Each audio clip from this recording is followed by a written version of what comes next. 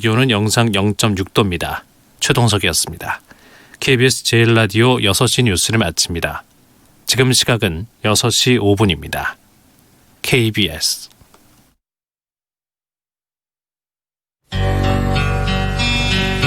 지극 정성을 다하는 국민의 방송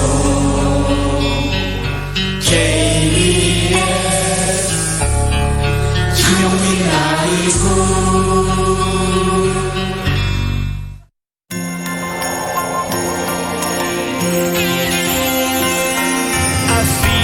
안녕하세요, 박지희입니다.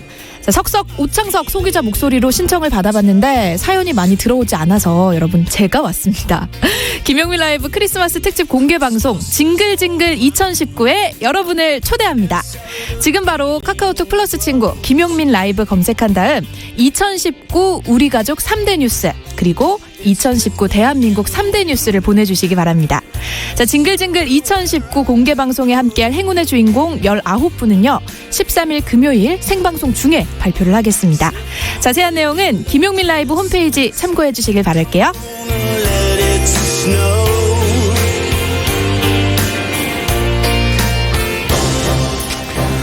김용민 라이브 2부 시작했습니다. 긴급 인터뷰 준비했습니다. 앞서 뉴스 505 코너에서 가장 먼저 전해드렸던 소식이죠.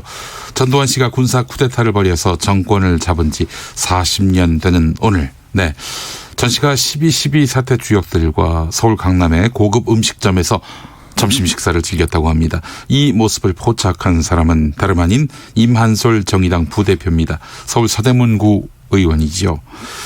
골프장에서 호쾌한 드라이버 샷과 정교한 아이언 샷을 치던 전두환 씨를 포착했던 분 기억하시죠? 임한솔 정의당 부대표 잠깐 연결해 보겠습니다. 임 부대표님 나와 계시죠? 예, 정의당 부대표 임한솔입니다. 네, 자 지난번에는 원주 골프장이었는데 이번엔 강남의 한 식당이었습니다. 전두환 씨를 직접 보신 겁니까? 예, 직접 목격을 했습니다. 그래요. 현장 분위기는 어땠습니까?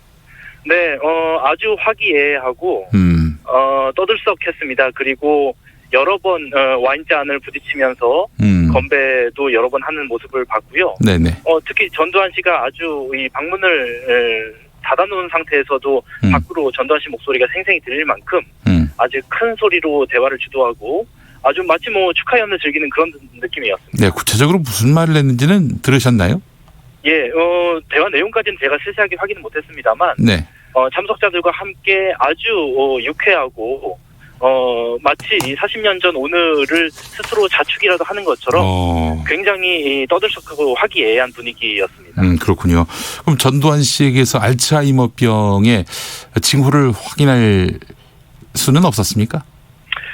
제가 오늘 2시간 정도 이 참석자들과 함께 전 씨가 오찬을 즐겼는데요. 네네. 그 대화를 2시간 동안 진행하면서 식사 과정에서 끊임없이 대화를 좀 주도해 나가는 그런 소리를 좀 제가 들을 수 있었고요. 지난번 골프장에서 봤을 때는 신체적으로 매우 기력이 넘치고 또 저와의 대화에서 정신이 말짱한 모습이었다면 오늘 같은 경우는 동석한 최세창, 정호용 등 이 군사 반란의 주역들과 함께 아주 활기차게 대화를 나누는 모습을 제가 이제 소리로 들을 수 있었습니다. 네, 그래서 오늘 더더욱 확실하게 뭐 정신적으로나 육체적으로 아무 문제가 없음을 또 한 번 확인할 수 있었습니다. 네, 알겠습니다. 이 식당의 식대 어느 정도였는지도 파악하셨다고요? 네, 아주 고급 식당이었습니다. 샥스핀 등 고급 요리가 나오는 식당이었는데요. 네네. 최소한 20만 원 이상의 1인당 그런 코스 요리를 즐긴 것으로 보이고요.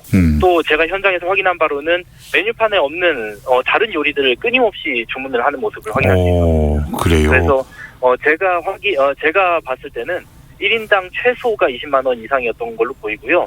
또 이 와인을 계속해서 곁들여서 와인잔을 계속해서 이제 기울이고 그렇게 이제 디캔팅이라고 하죠. 네. 디캔팅해서 와인을 계속해서 즐기는 모습을 확인했습니다. 네. 임한솔 부대표께서 지켜보고 있다는 것들을 그 식사하던 분들이 감지했습니까? 식사 과정에서는 아마 감지를 못했을 것으로 생각을 하고요. 네네. 제가 식사하는 과정에서는 제가 여타에 좀 대화를 진행하거나 접근하진 않았고 예. 식사를 마치고 나올 때 제가 가까이 다가가서 네. 제가 정의당 부대표임을 신분을 밝히고 네. 오늘 같은 날 자숙하고 근신해야 되지 않겠냐라는 얘기를 전달을 하려고 했는데 네네. 동석자 중에 한 명이 저의 입을 거칠게 틀어막는 바람에 제가 하고 싶은 얘기를 충분하게 다 하지는 못했습니다. 아, 그래요? 입을 막았어요? 네네. 그래요. 골프장에서 만남 이후 계속 전두환 씨를 지켜보고 계셨는데 오늘 그 자리는 어떻게 알고 가셨어요? 제가 오늘 전두환 씨를 또 기념 오찬을 네. 즐기는 모습을 포착한 과정을 세세하게 다 말씀드리긴 좀 어렵습니다만 제보에 의한 것이다. 제보도 있고 또 제가 또 여러 가지로 추적 또 이런 여러 가지를 좀 파악을 해서 네. 제가 이 전두환 씨 관련해서는 제가 계속해서 쭉 좀 뭐랄까요 좀 추적을 계속 이어가고 있습니다. 네. 골프장에 찾아왔던 그 친구다 이렇게 알아보던가요? 제가 정의당 부대표 이만솔입니다라고 했더니 예. 전두환 씨가 그런데라고 아주 당당하게 저한테 또 반문을 했습니다. 그래서 제가 여러 가지로 좀 추궁하고 질문하려고 했는데 네. 동석자가 말씀드렸다시피 제 입을 거치게 틀어막았고 네. 그 사이에 경호 수행 인력들이 전두환 씨와 함께 있었던 이순자 씨를 급히 차량으로 안내를 해서 차를 타고 급히 도주하듯이 이동을 했습니다. 네. 아, 이순자 씨를. 예. 이순자 씨도 오늘 같이 있었습니다. 이순자 씨가 전두환 씨를 민주주의의 아버지다 이렇게 말한 적이 있었어요. 예. 자, 전두환 씨가 미납한 세금들, 추징금들 이건 아직까지 내놓지 못한 상황이죠? 예, 지금 추징금만 1,000억 원 넘게, 정확히 1,020억 원 넘게 납부를 안 하고 있고, 또 이 국세 31억 원, 네. 또 지방세 약 10억 원 등, 이제 얼마 전에 이 노태우 씨는 아들 노재현 씨를 통해서 네. 5.18 관련된 사죄의 뜻도 밝히고 또 노태우 씨는 이미 추징금을 2천억 원 이상을 다 진작에 완납을 했습니다. 아, 완납했어요? 노태우 씨는? 진작에 다 완납을 하고 아주 조용히 지내고 있지 않습니까? 네, 또 네, 아들을 네. 통해서 사죄의 의사도 2번 이상 밝히고 광주 영령들께. 근데 전두환 씨 같은 경우는 틈만 나면은 고급 황제의전을 즐기며 골프를 치고 또 강남에 있는 고급 식당에서 식사를 오찬을 즐기고 그런 모습들을 통해서 전혀 반성의 모습을 찾아볼 수가 없기 때문에 네네네. 저는 이 광주 시민들과 국민들을 대표해서 결코 용서할 수 없다 이렇게 말씀드립니다. 알겠습니다. 자, 반성이나 사죄는커녕 고급 음식점에서 주동자들과 오찬을 즐기고 있다니 12.12 이후로 대한민국 민주주의가 어떻게 표류했는지 우리는 두 눈 똑똑히 뜨고 봤는데 말이죠. 정말 답답할 따름이다. 이런 목소리 내시는 분들이 많이 계신데 마지막으로 전두환 씨에게 하실 말씀이 있다면 여기서 대신 한번 하시죠. 자세히 못 하신 것 같은데 현장에서는. 예, 전두환 씨는 오늘 이 12.12 40년이 되는 오늘 자숙하고 근신해도 모자랄 판에 네. 당시 군사 반란에 가담했던 주역들과 함께 이렇게 고급 요리를 즐기는 이런 모습을 봤을 때 광주의 영령들과 또 그 유가족들이 또 한 번 얼마나 분통이 터지고 가슴이 미어지겠습니까? 네. 전두환 씨는 계속해서 그런 뻔뻔한 모습을 보이는 것을 이제 중단하고 광주 학살에 대한 책임을 인정하고 또 사죄하고 그리고 본인이 져야 할 모든 어떤 추징과 관련된 책임들을 성숙히 이행을 해서 광주 영령들께 진심으로 용서를 구하는 게 국민들로부터 공분을 피할 수 있는 유일한 길이다 이렇게 말씀드리고 싶고 제가 말씀드린 이런 조치들을 이행할 때까지 제가 정의당의 이름으로 끝까지 추적하겠다는 얘기를 다시 한번 말씀드립니다. 지난번에 골프장에서 자네가 추징금 대신 내주지 뭐 이렇게 얘기했다면서요, 전두환 씨가. 오늘도 밥값 대신 내달라고 할까봐 제가 내심 좀 걱정했습니다. 알겠습니다. 워너비 RJ님 영화 대사 중에 이놈의 사회는 반성은 없고 용서만 있어요. 대책 없는 용서는 죄악입니다. 이런 문자 보내셨네요. 정의당 이만솔 부대표 말씀 잘 들었습니다. 예, 고맙습니다.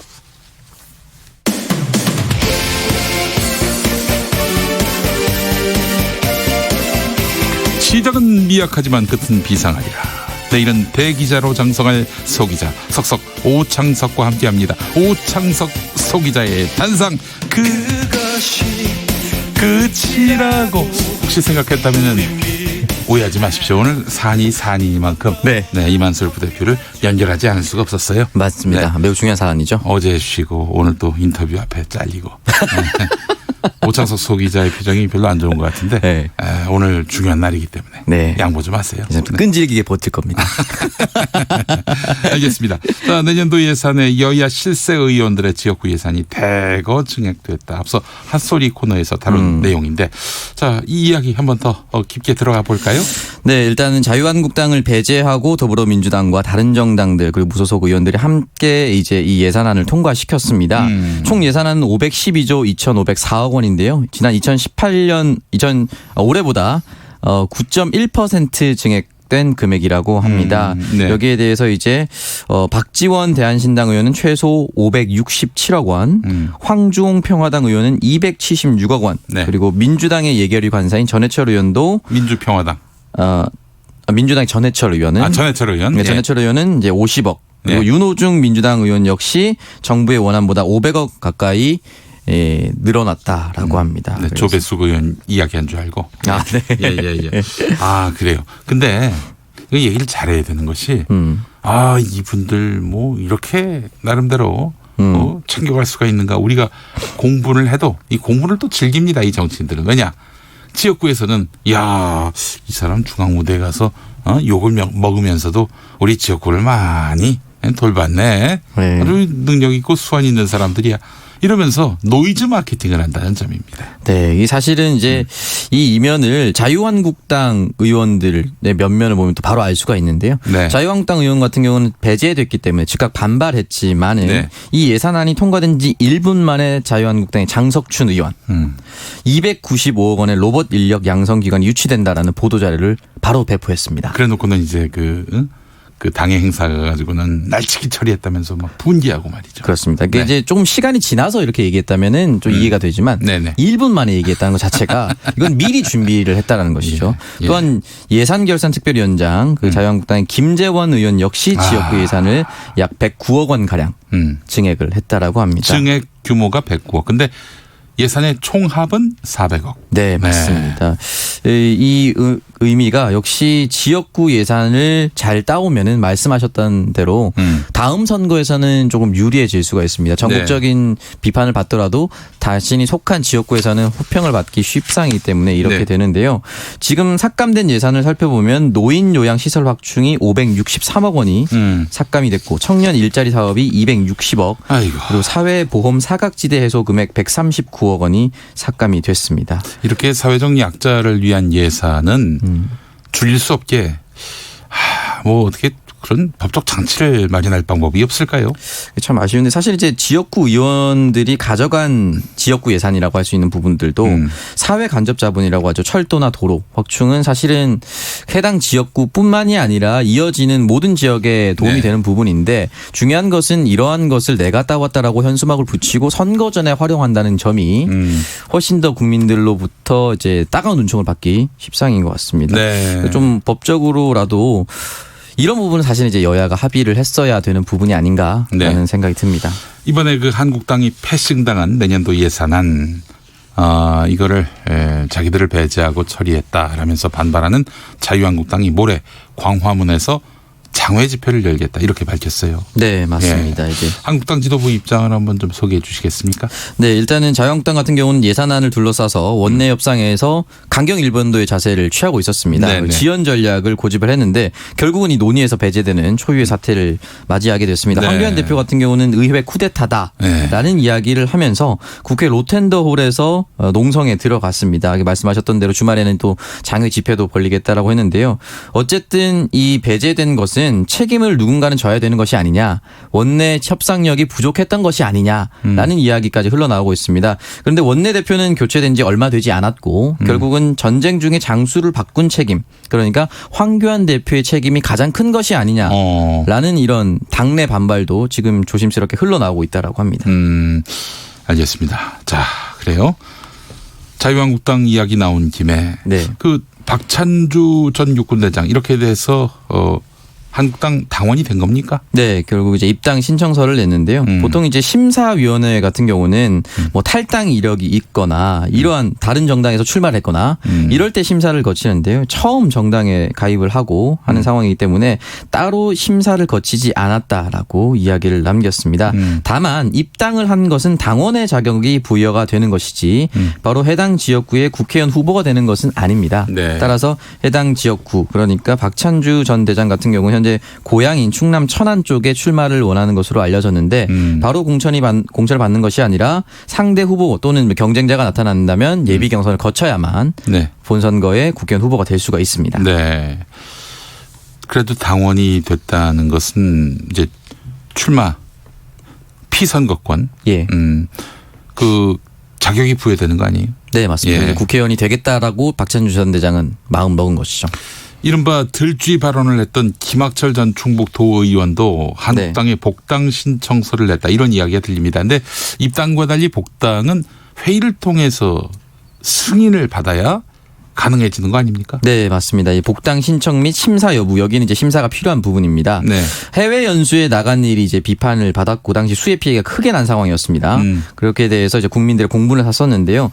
돌아와서 국민들을 향해서 뭐 세월호부터도 그랬고 국민들이 이상한 제가 봤을 때 뭐 레밍 같다는 생각이 든다. 집단 행동하는 설치류다라고 이른바 국민을 약간 비하하는 발언을 했습니다. 레밍이 들쥐 아니에요, 들쥐. 네, 맞습니다. 그리고 여기에 대해서 국민들이 이제 비판하니까 레밍이라는 말에 상처를 받았으면 레밍이 되지 마라.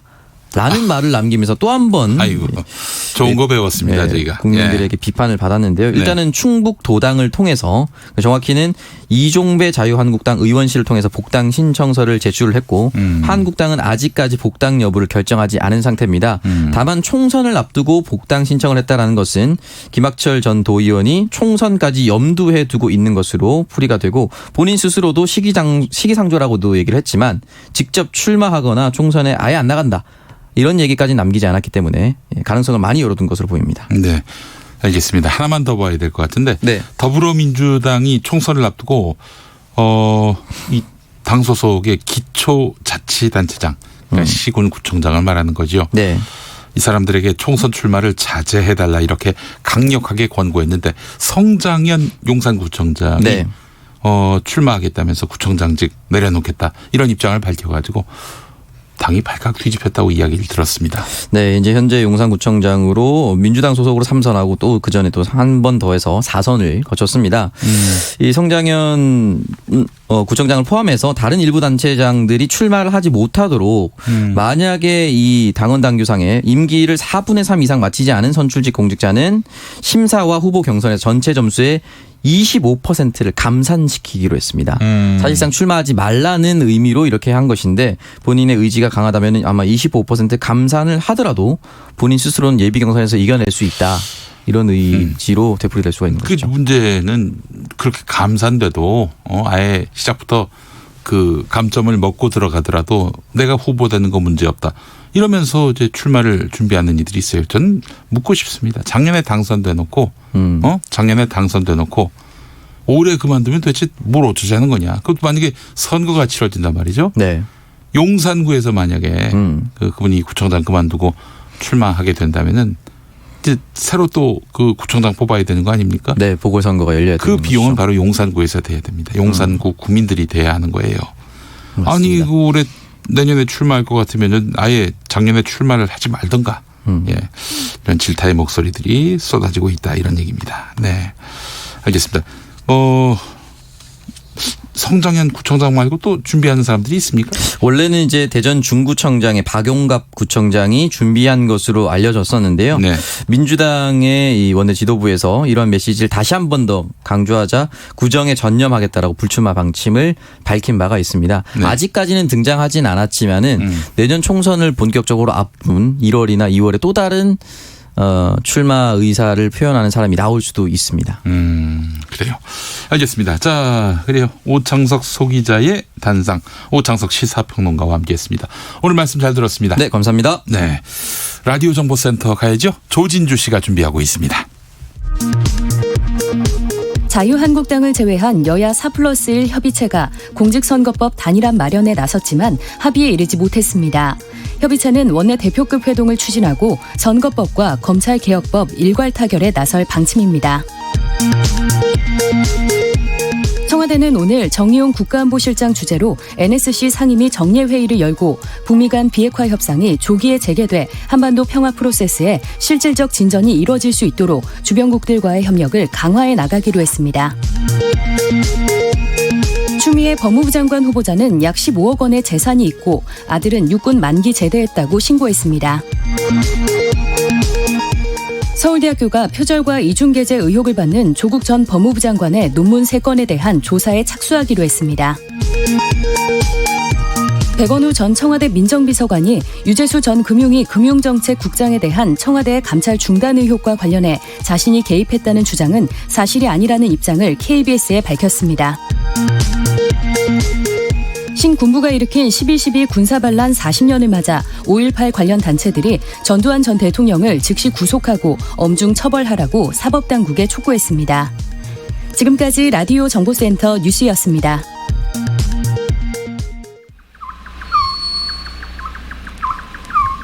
김용민 라이브 오디오 파노라마. 청와대 민정수석실의 개입으로 울산경찰이 여기서 울산경찰은 황운하 당시 울산경찰청장, 울산시장 측근들에 대한 수사를 벌였다는 여기서 울산시장은 김계현 당시 울산시장, 이른바 청와대 하명수사 의혹.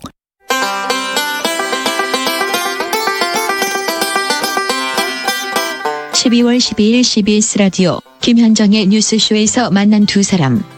50분간의 토크쇼를 5분으로 축약하자면 시작부터 팽팽한 기싸움. 김계현, 황운하 순서대로. 제가 황운하 그분하고 1대1 맞짱 토론하는 식으로 말씀하시는데 제가 그 사람하고 맞짱 토론할 일이 아니고요.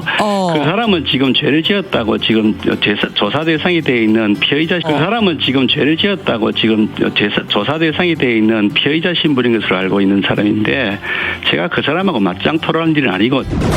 처음 시작부터 황운하 그 사람 이런 표현 쓰는 것이 좀 유감스럽습니다. 저도 응하고 싶지 않았고요. 예, 저도 토착비리 당사자인 분을 그런 토착비리 혐의자 또는 정치자금법 위반의 피의자와 저도 1대1 토론하기 싫습니다. 과연 김계현 전 시장에게는 비위가 있었는가? 포문을 먼저 연 황운하 청장. 피의자 신분으로 얼마든지 소환 조사할 수 있었음에도 불구하고 배려를 통해서 참고인 소환 조사도 안 했습니다. 김계현 시장. 참 정말 대단한 궤변이시고 어떻게 이렇게 황당무계한 말씀을 할 수 있는지 심한 인격적 모욕을 느낍니다. 죄를 지은 사람을 봐줄 수 있는 권한이 자격이 있는 겁니까? 김기현이에 대한 조사를 하기 위해서 최대한 다 해봤지만 아무 증거도 못 찾았잖아요. 다시 마이크 받은 황운하 청장. 본인이 피의자 신분이 아니다, 죄 지은 게 없다고 말씀하시는데 고발한 사람이 고발인이 김기현이라는 이름을 넣었으니까 경찰이 그것을 이거는 현재 고발한 내용만 봐서는 물론 소환 조사할 수도 있지만 피고발인은 현재 법체계에서는 자동 피의자입니다. 피의자 신분입니다.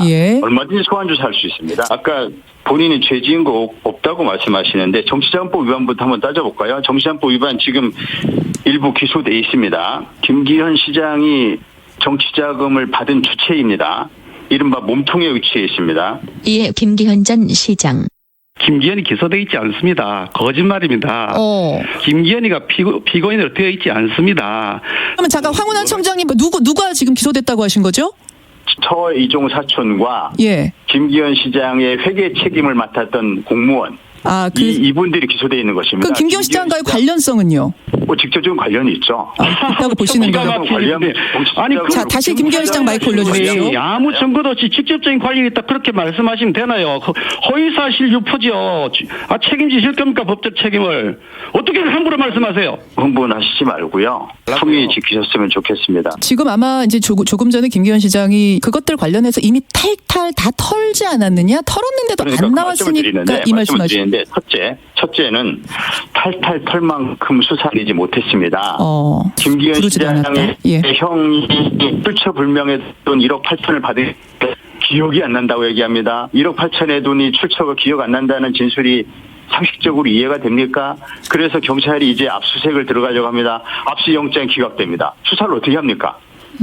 그래서 수사가 제대로 진행이 안 된 겁니다. 그 수사가 진행이 됐더라면 전 충분히 김기현 시장으로 연결될 수 있는 어떤 연결을 찾을 수 있다. 이렇게 생각합니다.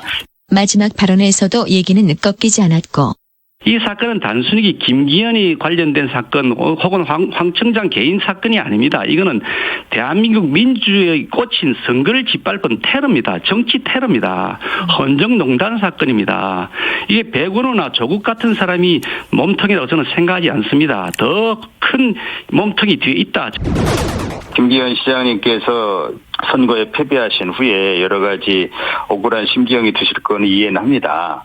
그러나 선거 패배의 책임을 경찰 수사로 돌리는 것은 과도한 피해자 코스프레라고 생각합니다.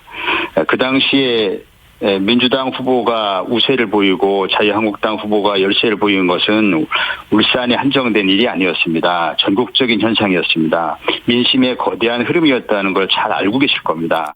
누구 말이 옳은가 판단은 여러분 몫으로.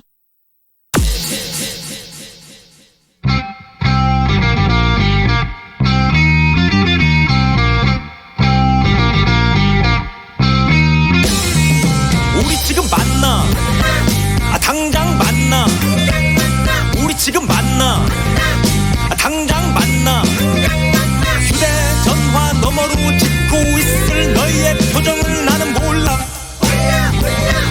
절대로 몰라 우리 지금 만나 당장 만나 우리 지금 만나 당장 만나 말문이 막혔을 땐 네가 웃는지 우는지 난 몰라 들어봐 그러니까 어제 너랑 헤어지고 새벽에 친구 잠깐 만나서 당구 치고 술 한잔 걸치고 바로 집으로 와서 잤어. 배터리가 없는 줄은 몰랐어. 그러니까 네 친구가 클럽에서 본 사람은 내가 아니야. 만약 그 사람이 나라면 난 네 남친도 아니야. 자꾸 뭘 걸어 엄마를 어떻게 걸어 말 막 하지 마라. 일단 만나서 얘기해 집에서 딱 대기해 당장 데리러 갈게. 우리 지금 만나 당장 만나 우리 지금 만나 당장 만나 말문이 막혔을 때 네가 웃는지 우는지 나는 몰라 모든 게 들통났네 모든 게 들통났어 일단은 만나야지 만나서 빌어야지 지금은 너무나 불리해 오늘은 하늘이 왜 이리 슬프게 보일까 야야야야야야야야 배터리는 다 떨어져 가는데 너도 나도 아무런 말이 없는데 충전기는 멋대로 엉켜있는데 별 수가 있나 만나야지 왈가왈부 싸움에 지쳐 전화기 던지기 일보 직전 너 때문에 또 미쳐 올해만 벌써 전화기 3번째 바꿨어 그거 아니면 돈을 아꼈어 낚였어 너와의 싸움에 그러니까 제발 내 말 끝까지 들어 내 말 막지만 난 속이 끓어 일단 찢고 볶고 싸우던 풀던 웃어 만나 간단히 전화 한잔하자 카라멜 마키아로 지금 바로 우리 지금 만나 당장 만나 우리 지금 만나 당장 만나 휴대전화 너머로 짓고 있을 너의 표정을 나는 몰라 우리 지금 만나 당장 만나 우리 지금 만나 당장 만나 말문이 막혔을 때 네가 웃는지 우는지 나는 도저히 모르겠으니까 그냥 당장 만나 당장 만나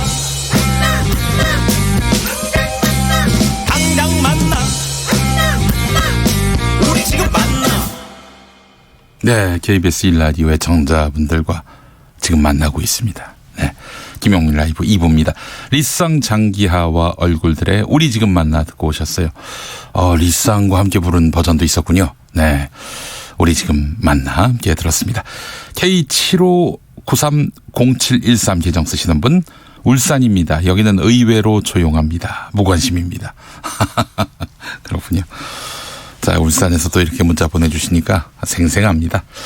자, 오늘 여러분 문자 많이 보내주셨고요. 또 퀴즈 정답도 많이 보내주셨는데 한 분 한 분 만나보도록 하겠습니다. 커피타임님, 전광훈 씨는 정통 목사가 아닙니다. 목사를 모독하지 마십시오라고 하셨습니다. 네. 제가 목사님을 모독한 적은 없었던 것 같은데. 네. 자, 3317번 쓰시는 분. 12.12 주동자들이 오늘 모여서 반성도 아니고 20만 원짜리 밥을 먹었다니 기막힙니다라고 하셨습니다. 4297번 쓰시는 분. 선진화법 위반해 보았자 소용없습니다. 검찰이 수사를 안 하죠. 법 위에 군림하네요. 네. 그래요. 본회의장 들어가는 거 만약에 자유한국당이 막는다면은 선진화법 위반으로 보이는데 그래도 검찰이 수사를 안 할 것이다. 에이, 설마. 눈에 뻔히 보이는 그런 잘못을 눈 감고 있을까요? 네. 수사가 상당히 길어지고 있는 건 있습니다만. 네. 그리고 1188번 쓰시는 분. 안녕하세요. 김용림 라이브 기다리다 듣고 있습니다. 네. 넘어가겠습니다. 3977번 쓰시는 분. 정답 메시지. 오늘 정답은요 쪽지였습니다. 쪽지 예산할 때 쪽지. 그러니까 이제 예산안 통과 직전에 각 정당의 나름대로 이른바 끝발이 있는 국회의원들이 이렇게 저렇게 또 쪽지 예산을 넘깁니다. 그럼 또 이제 기획재정부 쪽에서 받아줘요. 그렇게 해서 통과가 되죠. 그러면 국회의원들은 막판에 쪽지 예산을 넣어서 관철한 의원들은 지역구에다가 얼마의 예산을 확보했다 이러면서 또 자랑을 하고요. 네. 그때 쪽지입니다. 쪽지 예산. 네. 쪽지 예산이 정답인데 말이죠. 3977번님 메시지 틀리셨고 6251번 정답 텔레파시. 6728번 쓰시는 분 컨닝. 네. 7476번 쓰시는 분 정답 쪽지. 국회의원들은 쪽지로 큰 돈을 굴리시네요. 네, 쪽지 맞히셨고요. 그리고 9640번 쓰시는 분 뻐꾸기. 이경주님 정답 쪽지. 쪽지 중간에 전달하는 것만큼 귀찮은 게 없죠. 네, 누가 심부름을 하나요? 네. 2384번 쓰시는 분 쪽지 예산. 자영업자인 우리 아저씨는 일이 없을 때 집에 있으면 저랑 다투게 됩니다. 대통령님 경기 살려주세요. 눈코 틀 새 없이 바빠지게요. 글쎄 말입니다. 네, 경기가 상승하는 곡선 보고 싶네요. 3050번 쓰시는 분 정답 쪽지.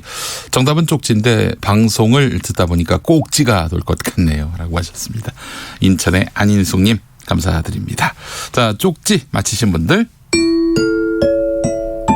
축하드리겠습니다. 감사하고요. 자, 오늘 그 정답 맞히신 분들 중에 저희가 추첨을 통해서 아침을 바꾸는 활력 코어업에서 건강기능식품을 드립니다. 네. 그리고 추첨을 통해서 모바일 커피 쿠폰 보내드리겠습니다. 선물 받으실 분은 김용민 라이브 홈페이지 오셔서 확인해 주시기 바랍니다. 교통정보센터 가보겠습니다. 6시 38분 됐는데요. 오수미 씨. 네, 이 시각 교통정보입니다. 오늘 남부권에서 사고가 많은 편입니다. 지금 남해고속도로 부산 방면 대저 분기점 부근 2, 3차로에서 승용차 사고가 났습니다. 이 영향으로 김해 분기점부터 4km 막힙니다. 같은 부산 쪽 7원 분기점을 지나 하만 2터널, 덕천 부근에서 각각 차들이 많아 정체가 계속이고요. 경부고속도로 서울 쪽으로는 동대구 분기점에서 있었던 사고가 3시간 가까이 처리가 늦어지면서 여파를 크게 받고 있습니다. 동대구부터 도동 분기점까지 6km 막히고요. 반대편도 사고 구경 여파로 동대구 일대 지나기 어렵기는 마찬가지입니다. 그리고 서울 백면, 서울 경기권 안에서는 정체 구간 모두 앞에서 30km입니다. 이 중에서도 기흥에서 죽전, 달래내에서 반포 사이로 가장 힘겹습니다. 영동고속도로 인천 백면 신갈에서 광교터널, 월곶에서 영동선 끝까지 밀리고 있습니다. 지금까지 KBS 교통정보센터였습니다.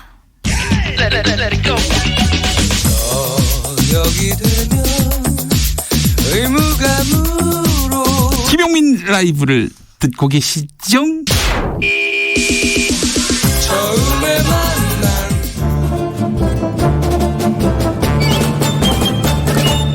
여기도 뉴스 저기도 뉴스 빡빡한 시사 뉴스 속에서 가슴이 답답할 때 뇌에 휴식을 드립니다.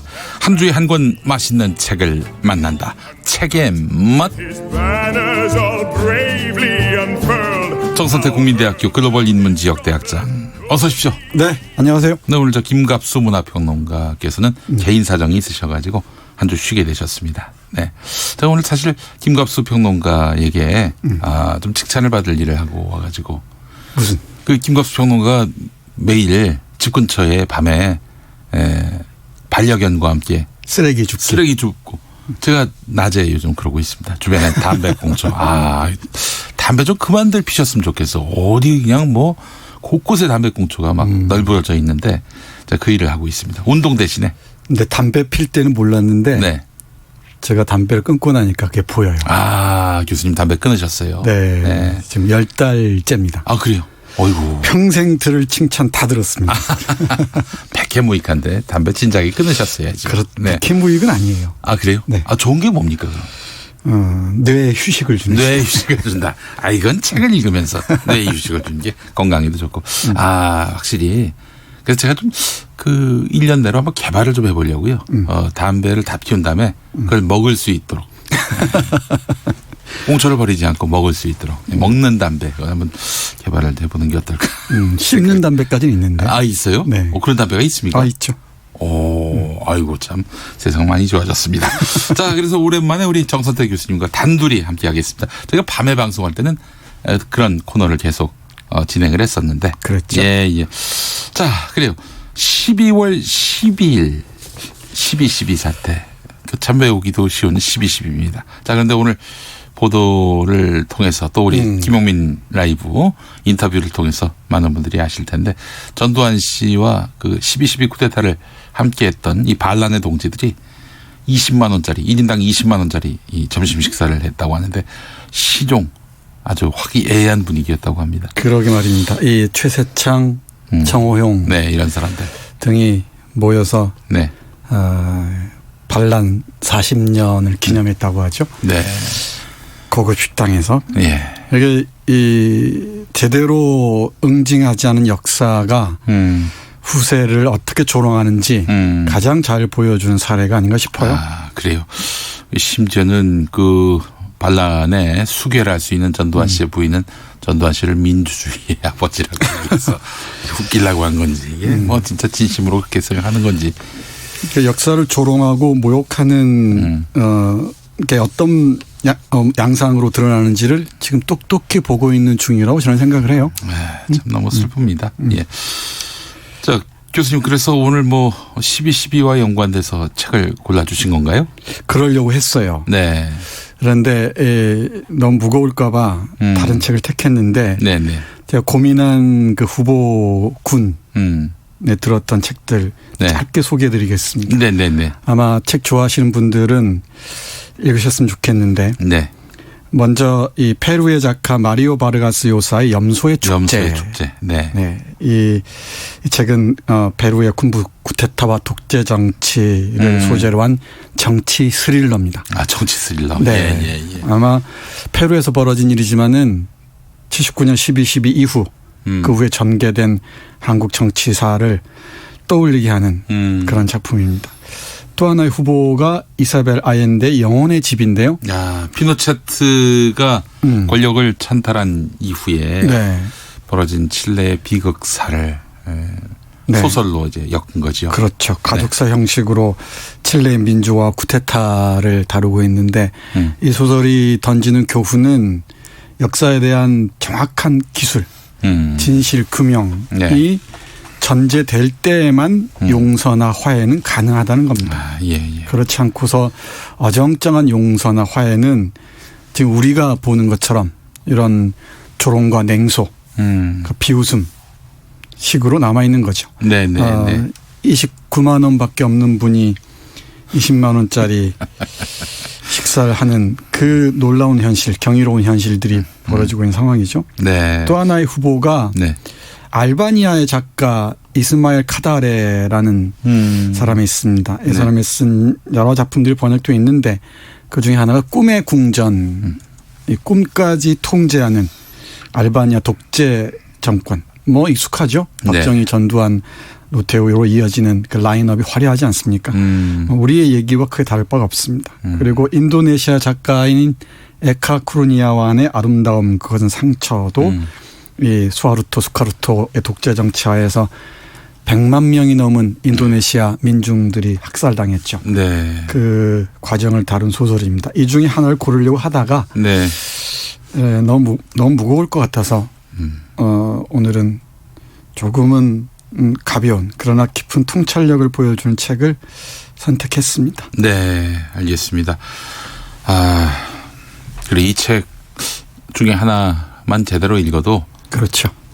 이게 우리하고 굉장히 먼 거리에 있는 나라인데도 불구하고 어떻게 우리하고 정서가 이렇게 통하나?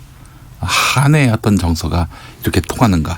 아마 그런 통찰이 되실 거예요. 맞습니다. 네, 알겠습니다. 자, 오늘 어떤 책을 그럼 소개해 주시는 겁니까? 네, 오늘은 그 인디언 추장들의 연설문을 모아놓은 나는 왜 너가 아니고 나인가 골랐습니다. 제가 아주 좋아하는 책입니다. 인디언의 연설문이라고 하셨습니까? 네, 인디언 추장들의 연설문. 근데 우리 애청자분들 중에는 아니 인디언이 말도 했네. 생각도 했네. 그러니까 연설할 수 있는 거 아닌가? 네. 이렇게 생각하는 분들도 있을 거예요. 맞습니다. 그만큼 이런 아메리카의 원주민들에 대한 우리의 그 어떤 인식이 굉장히 편향도 있죠. 편향도 있습니다. 잘 말씀하셨는데 1896년 4월 7일에 창간된 독립신문을 보면은 독립신문이야 서재필이 주관한 신문이죠. 미국 중심의 이 언론일 수밖에 없는데 그 독립신문에서부터 인디언에 대한 우리의 그 편견들이 형성되기 시작합니다. 그래요? 야만인이었다. 그 야만인들을 그 아름다운 문명으로 길들인 이끈 그 사람들이 바로 백인들이다. 그 나라가 미국이다. 이렇게 오랫동안 이어져 왔죠. 이승만 박사까지 이어져 오면서 미국 중심의 세계를 봐왔죠. 그래서 인디언이라는 말도 어울리지 않는다고 얘기하는 사람이 많습니다. 정확히는 아메리칸 원주민이라고 얘기하죠. 인디언은 아마 인도 그렇죠. 사람으로 이제 오해를 해서. 그러니까 이 콜럼버스가 인도를 발견하겠다고 배를 몰고 갔어요. 근데 갔더니 어떤 그 섬이 나타나는데 아이티 근처죠. 거기가 지금 얘기하면 카리브해였던 거예요. 이 미국 미 대륙이죠. 근데 그곳을 자기들이 인도라고 얘기했던 거예요. 지들 마음대로 얘기한 거죠. 네. 알겠습니다. 근데 이 책의 그 두께가 상당합니다. 보시다시피 900쪽이 넘습니다. 900쪽이 넘어요. 이 두꺼운 책을 교수님 다 읽으셨습니까? 노코멘트. 노코멘트. 근데 책의 성격에 따라서 읽는 법도 달라져요. 그러니까 많은 분들이 책을 사면 반드시 읽어야 한다는 강박감 좀 시달리는 것 같은데 그럴 필요 없습니다. 이를테면 백과사전을 남들이 다 첫 페이지부터 끝 페이지까지 읽는 경우 없잖아요. 그리고 시집도 그렇습니다. 다 읽은 사람도 있겠지만 부분 읽어도 충분하죠. 소설도 그렇고요. 철학책은 성경, 불경도 그럴 것 같습니다. 처음부터 끝까지 손인사 정도만 하시고 군데군데 눈길 가는 대로 읽으셔도 충분합니다. 너무 긴장하지 마시고 대하셔도 좋지 않을까 싶습니다. 네, 알겠습니다. 자, 그러면 한번 짚어보도록 하겠습니다. 인디언 연설문집이라고 하셨는데 그 인디언 하면은 백인에 의해서 대대적인 학살과 추방 이 고통을 당했던 소수자로 우리가 또 기억을 하죠. 네. 떠올리지 않을 수가 없죠. 남미 대륙에서는 스페인에 의한 원주민들의 대대적인 동원과 학살, 차별. 그리고 북미 대륙에서는 이른바 영국인들을 비롯한 양키들이라고 그러죠. 출발해 있던 사람들이 양키들에 의한 대대적인 학살. 뭐 역사학자들에 따라서 조금씩 다르긴 합니다만은 대략 2천만 명을 오르내린다고 해요. 학살의 숫자가. 2천만 명을 네. 학살했다. 초토화했던 거죠. 예. 그러니까 2천만 명을 죽일 정도면은 죽였을 때 죄책감 이런 것들은 전혀 갖지 않았다라고 봐야 되겠어요. 뭐 파리나 바퀴벌레 정도를 보였겠죠. 예. 그 현실들은 우리가 어렵지 않게 읽을 수가 있습니다. 볼 수가 있습니다. 예. 그 아주 지독한 인종 편견, 종족 편견들이 이때 형성돼 있었고요. 그 우리가 미국의 역사를 공부할 때 뭐 특히 넓게 보면 남북 아메리카 대륙의 역사를 공부할 때 그 길을 쭉 따라가다 보면은 그 대륙에 살았던 원주민들의 삶과 만나지 않을 수가 없습니다. 잘 아시다시피 북아메리카의 경우에는 수많은 원주민들이 그 침략자인 백인들에 의해서 학살당하거나 네. 지금도 보호구역에 갇혀 있죠. 그리고 아메리카 원주민 입장에서 보면은 관점에 따라 다 다를 수밖에 없지 않겠습니까? 네.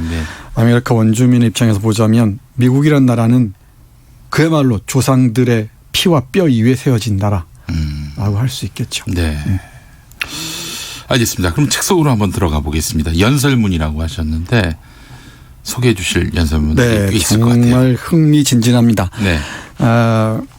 이 책은 시애틀 추장 그리고 10마리 곰 이름들입니다. 네. 인디언식 이름 명명법이 있지 않습니까? 주먹 쥐고 일어서 네. 늑대와 춤을 예, 늑대와 춤을 예, 그래요. 10마리 곰, 검은 매, 붉은 구름, 방랑하는 늑대. 네. 다 멋진 이름입니다. 예, 또 예. 구르는 천둥. 네. 뭐 이런 인디언 추장들이 등장하는 작품입니다. 이 인디언들의 연설 41편이 실려 있고요.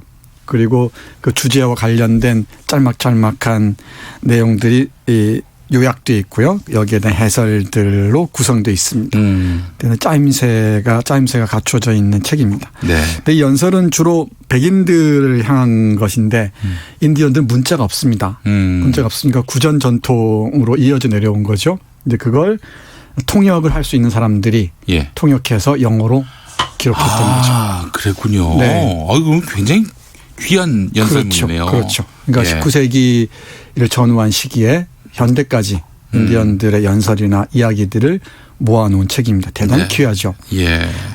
사실 문자가 있는 이 문화가 그렇게 많지가 않습니다. 의외로. 네. 우리 한글 훈민정음은 대단히 독자적인 표기책이라고 할 수 있죠. 그런 점에서. 예.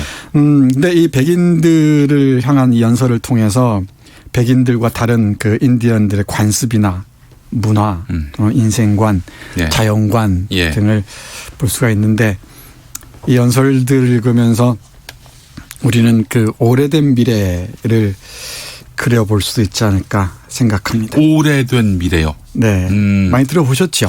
예. 요즘 행복경제학 또는 로컬 경제 이런 네. 얘기를 많이 하는데 네네. 그 행복경제학과 로컬 경제운동의 선구자 중에 한 사람이 헬레나 노르베리 호지라는 사람입니다. 아주 유명한 네. 사람이죠. 예. 이 사람이 쓴 책 92년에 나온 책인데 한국에서도 번역돼서 상당한 반향을 불러일으켰었죠. 네네. 그 책 제목이 오래된 미래입니다. 네. 굳이 영어로 말씀드리면 ancient futures입니다. 그러니까 이 futures니까 미래가 여러 개예요. 네네. 그러니까 과거에 여러 개의 삶의 모습들이 있었는데 네. 그 과거의 오래된 삶의 모습들이 우리의 미래의 삶의 모습이어야 한다라는 얘기죠. 예. 이 책에서 온 말인데 오래된 미래는 그러니까 우리의 미래가 미래에 있는 게 아니고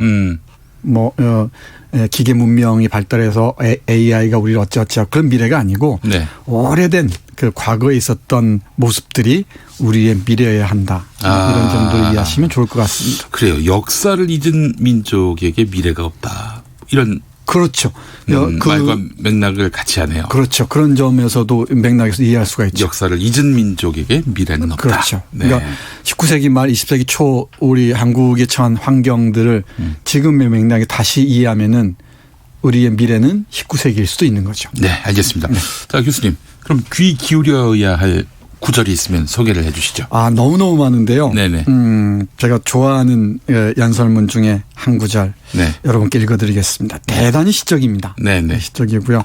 어떤 철학자의 언어가 떠오르기도 합니다만 네네네. 읽어보겠습니다. 보라. 언제나 새로운 날이다. 들소 가죽 천막에 문을 열고 밖으로 나갈 때마다 나는 그것을 깨닫는다. 눈을 뜨고 바라보기만 하면 언제나 새로운 날이라고. 한겨울의 바람, 봄을 기다리며 묵묵히 서 있는 나무들, 들판으로 난 좁은 오솔길들. 살아있다는 것은 아름다운 일임을 나는 다시금 깨닫는다. 삶에서 일어나는 모든 일들에는 의미가 있다. 그 의미를 깨닫지 못하면 우리는 제대로 삶을 사는 것이 아니다. 이것은 우리 인디언들의 오랜 믿음이며 나는 언제나 그 믿음에 따라 살아왔다. 늘 새로운 순간들의 마음을 쏟으려고 노력했다. 들판에 앉아 하루가 저무는 것을 바라보는 것. 우리는 바로 그런 삶을 살았으며 우리가 잃어버린 것이 그것이다. 당신은 무엇을 위해 살아가고 있는가? 한 계절에 한 번씩이라도 그것을 자기 자신에게 물어본 적이 있는가? 우리 인디언 부족은 어려서부터 세상의 신비에 눈을 떴다. 아이들은 평온과 삼림지대에서 어린 시절을 보냈기 때문에 자연의 변화에 민감했다. 살아있는 모든 것들을 자세히 들여다보고 그것들이 저마다 생의 의미를 지니고 있음을 알았다. 살아있는 모든 것들은 저마다 생의 의미를 지니고 있다. 이거는 이제 인디언을 깔보고 있는 백인들을 향한 아주 거친 그런 죽비가 아닐까 하는 생각이 듭니다. 맞습니다. 대단한 통찰이죠. 네. 그러니까 이렇게 잔잔하면서도 대단히 예리한 이 날카로운 통찰을 담은 문장들이 아주 많습니다. 네, 알겠습니다. 이건 동시에 문명을 향한 비수가 되기도 하죠. 이 주장은 어떻게 되셨을까요? 이 발언. 글쎄요. 그 이후의 삶은 잘 모르겠습니다만은 아무튼 이 문명인임을 자랑하는 백인들에게 아주 통렬한 비판을 쏟아놓습니다. 아쉬우니까 한 문장만 읽어드리면 이렇습니다. 딱 한 문장. 네. 당신들이 나무를 쓰러뜨리고 산을 깎아 결국 손에 얻는 것이 무엇인가? 무엇으로 당신들의 영혼을 맑게 할 것인가? 네, 알겠습니다. 정선태 교수님 말씀 잘 들었습니다. 네, 김용민 라이브 내일 5시 5분에 돌아오겠습니다. 좋은 저녁 보내십시오. 우리 주변에는 아직 도움의 손길을 필요로 하는 어려운